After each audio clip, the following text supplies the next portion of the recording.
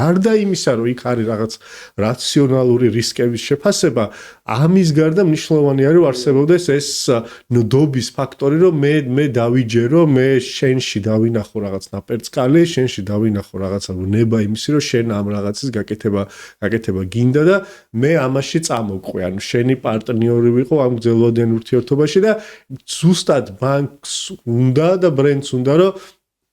ადამიანებმა ირწმუნონ საკუთარი თავის, ადამიანებმა ირწმუნონ ის, რომ შეუძლებელი არის რაღაცა ისეთი არსებობდეს, რომლის გაკეთებაც მათ არ ხელეწიფებათ, იმიტომ რომ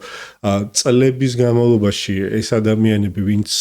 ვიზეს დგას ბრენდი, ხო, ეხლა ბრენდი დამოუკიდებლად არ შეიძლება არსებობდეს და ბრენდი მატერიალიზირებული ხდება მხოლოდ მაშინ, როცა უკვე მომხმარებელი აცოცხლებს მას, და მომხმარებლების გარეშე ბრენდი ფაქტიურად რაღაც ესეთი ეფემერული რაღაცა არ არსებობს ფაქტიურად.